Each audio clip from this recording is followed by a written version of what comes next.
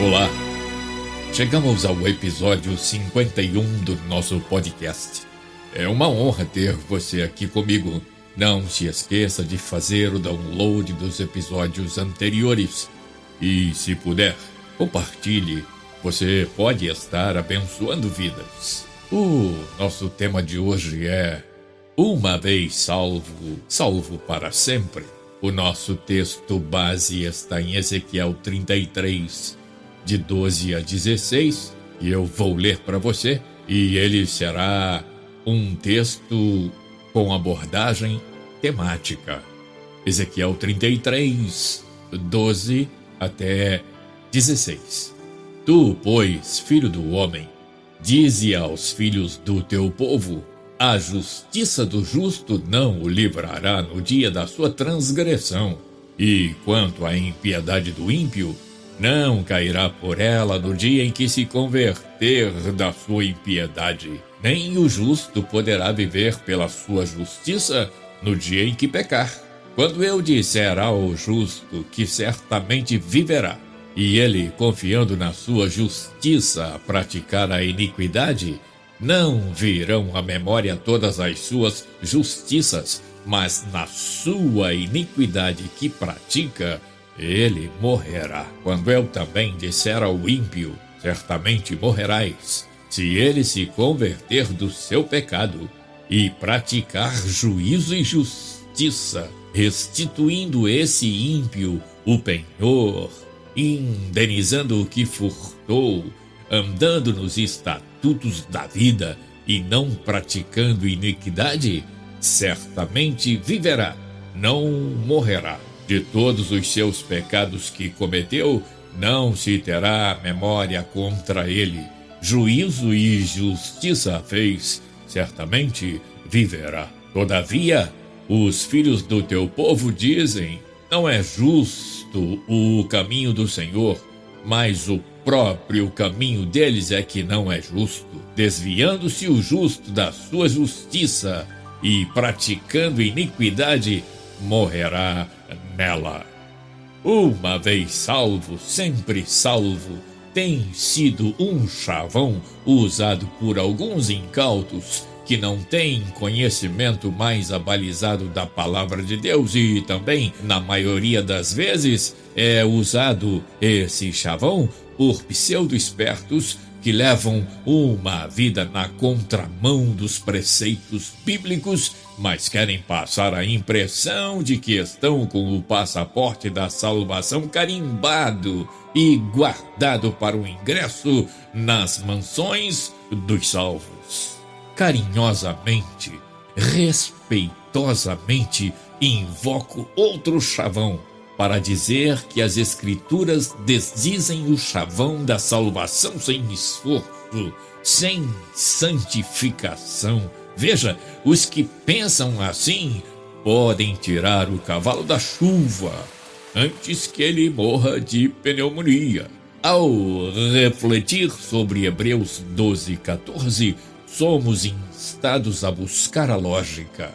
Veja, segui a paz com todos e a santificação, sem a qual ninguém verá o Senhor. Questão de lógica. Como pode alguém vivendo no pecado, longe de Deus e da igreja, longe da palavra, viver em santificação, considerando que santificar-se é afastar-se do mundo e do mundanismo e aproximar-se de Deus? Não se trata de admoestar ninguém, trata-se de trazer à luz o que a Bíblia diz a respeito do tema. Paulo, num texto mais do que lúcido, afirma, Gálatas 6, de 7 a 9, não erreis. Deus não se deixa escarnecer, porque tudo que o homem semear, isso também ceifará. Porque o que semeia na sua carne, da carne ceifará a corrupção.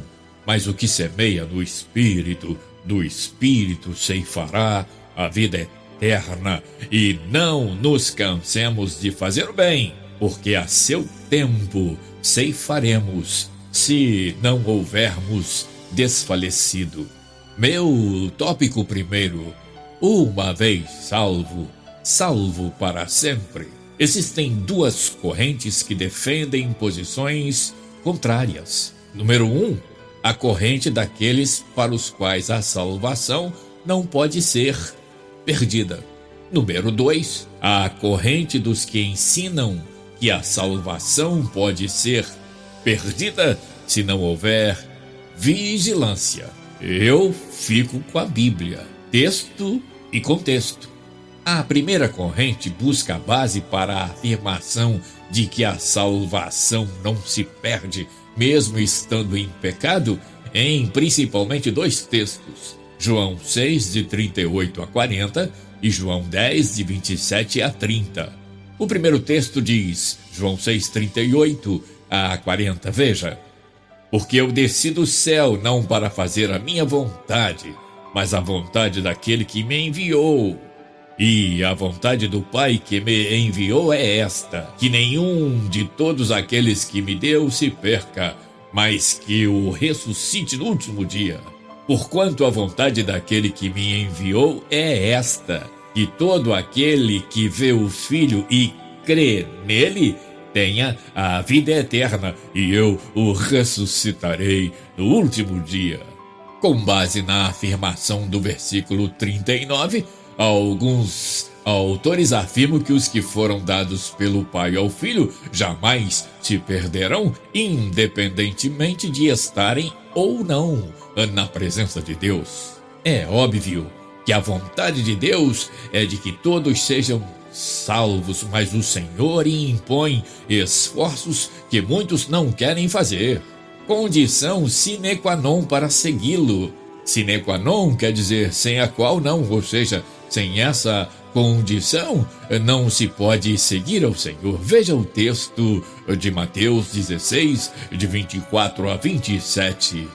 Então disse Jesus aos seus discípulos: se alguém quiser vir após mim, renuncie-se a si mesmo, tome a sua cruz e siga-me. Porque aquele que quiser salvar a sua vida, perdê-la-á. E quem perder a sua vida por amor de mim, achá-la. Pois que aproveita o homem ganhar o mundo inteiro, se perder a sua alma? Ou que dará o homem em recompensa da sua alma? Porque o Filho do Homem virá na glória de seu Pai com os seus anjos, e então dará a cada um segundo as suas obras. As perguntas que não querem calar. Eu estou renunciando a mim mesmo. Eu estou tomando a minha cruz a cada dia. Eu estou seguindo a Jesus. Note que o verbo é seguir, não perseguir. Isso faz toda a diferença. Vamos ao segundo texto usado para amparar a doutrina que diz que uma vez salvo, sempre salvo, mesmo que esteja vivendo no pecado. João 10, de 26 a 30. Mas vós não credes porque não sois das minhas ovelhas, como já vos tenho dito.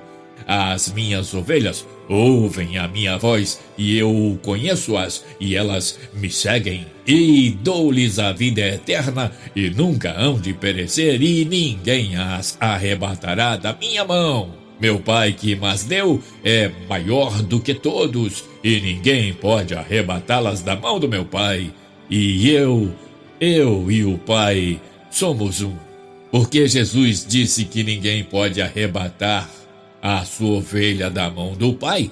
Alguns fazem uma interpretação conveniente e temerária de que uma pessoa que se rendeu a Cristo está eternamente segura e independente do que faz no que diz respeito ao seu relacionamento com Deus. Eu preciso ir ao livro dos Salmos e pensar a afirmação de quem pode descansar nas promessas de Deus e no esconderijo do Altíssimo, o Senhor Jesus, e na sombra do Onipotente. Deus que pode todas as coisas. Veja Salmo 91, 1. Aquele que habita no esconderijo do Altíssimo, à sombra do Onipotente descansará.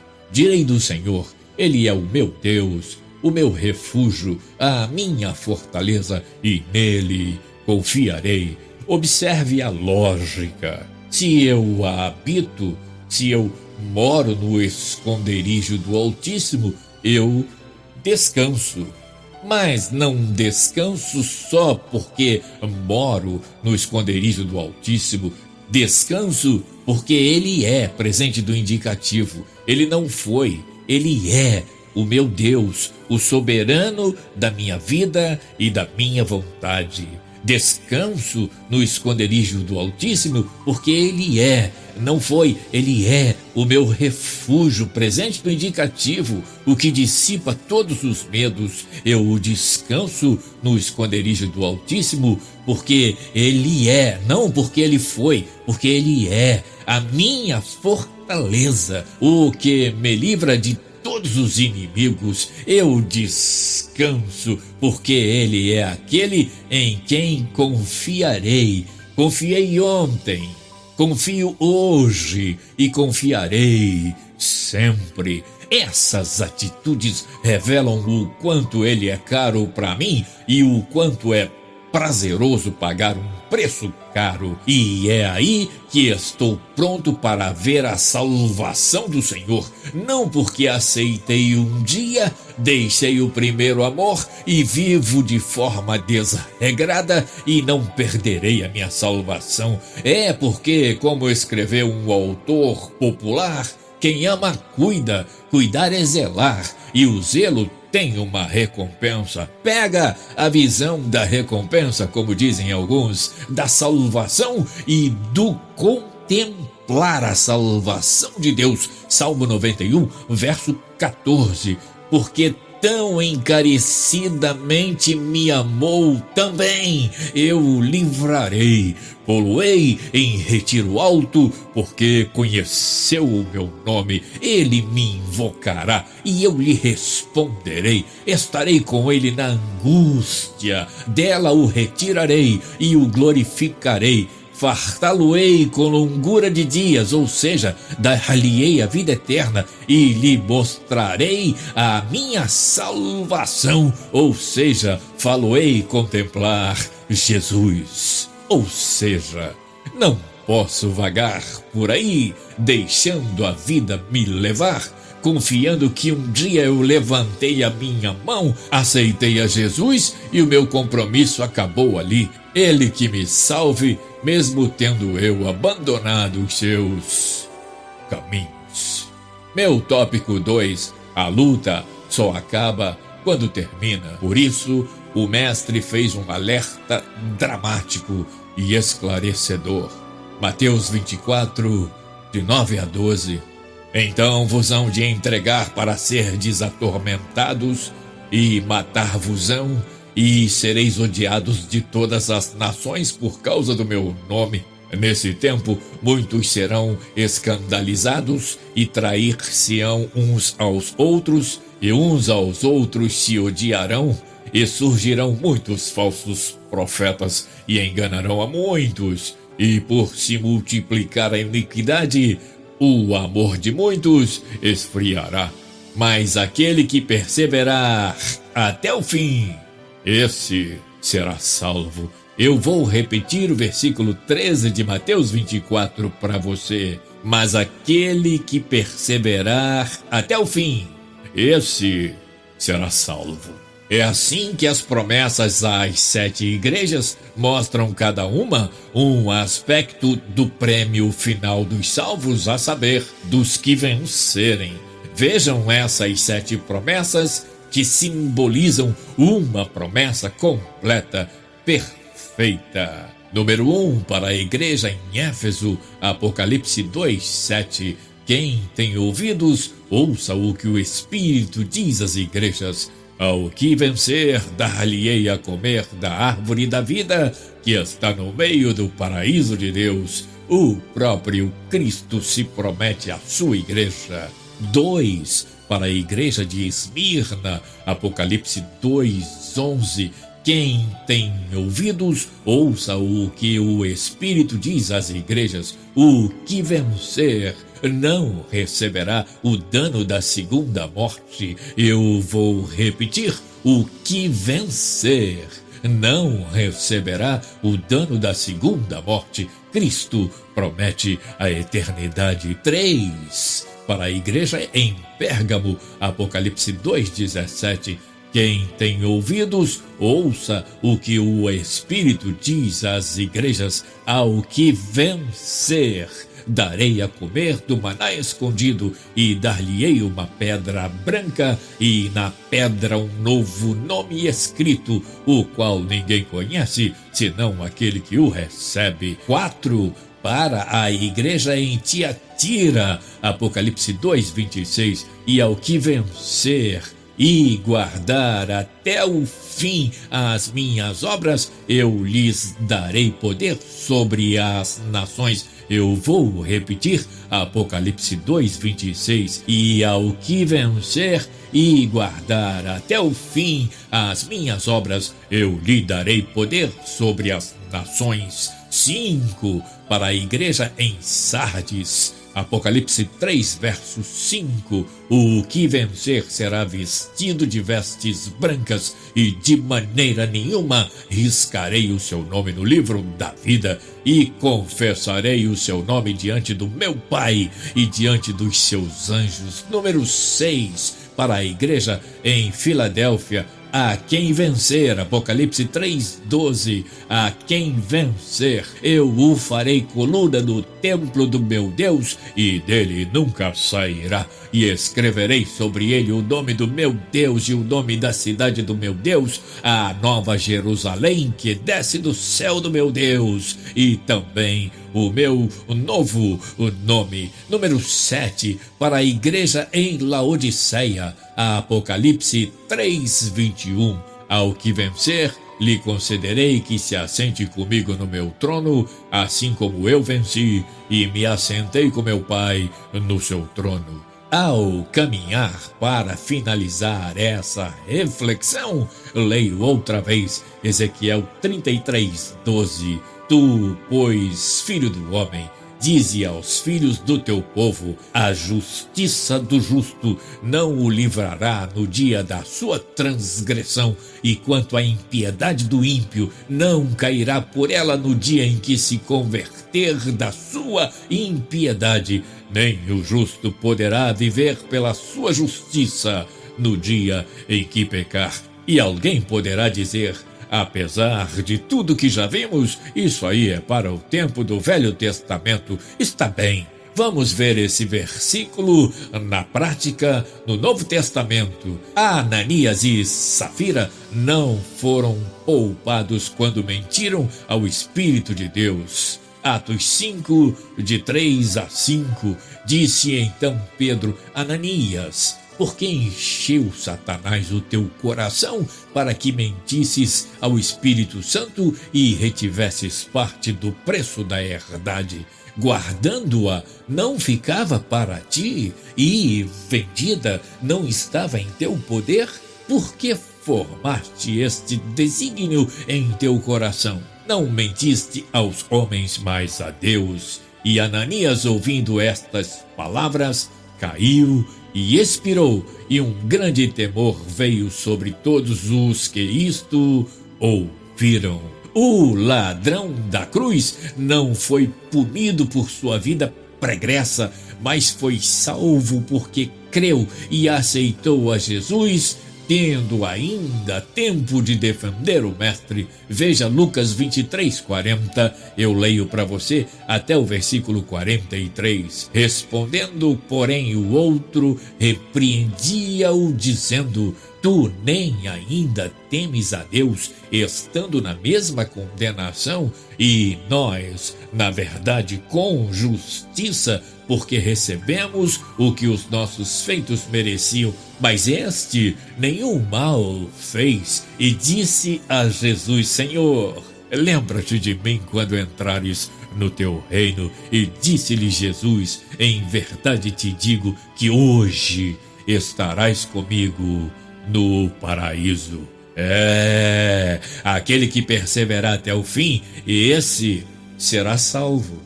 E Jesus, soberano dos céus, é cristalino em suas palavras para esclarecer o tema. Mateus 7:21, eu leio para você. Nem todo o que me diz Senhor, Senhor, entrará no reino dos céus, mas aquele que faz a vontade de meu Pai que está nos céus. Agora eu leio para você João 8:31. Se vós permanecerdes na minha palavra, verdadeiramente sois meus discípulos. Eu vou repetir para você. Se vós permanecerdes na minha palavra, verdadeiramente sois meus discípulos. João 8:31. Quer saber? Eu fico com o impactante texto de Hebreus 12, de 1-3. Portanto, nós também, pois que estamos rodeados de uma tão grande nuvem de testemunhas, deixemos todo o embaraço e o pecado que de tão perto nos rodeia e corramos com paciência a carreira que nos está proposta, olhando para Jesus, autor e consumador da fé, o qual, pelo gozo que lhe estava proposto, suportou a cruz, desprezando a afronta, e assentou-se à destra do trono de Deus. Considerai, pois, aquele que suportou tais contradições dos pecadores contra si mesmo, para que não enfraqueçais, desfalecendo em vossos ânimos. Pensa nisso, e o Deus das eras fortaleça o teu coração e a tua fé, e te faça repousar em pastos verdes, e te guie às águas tranquilas da verdade da cruz. Que o Senhor dos exércitos, eterno, invisível, único Deus, dirija os teus passos em segurança. Obrigado por estar aqui comigo. Até o próximo episódio, na semana que vem, se Deus quiser.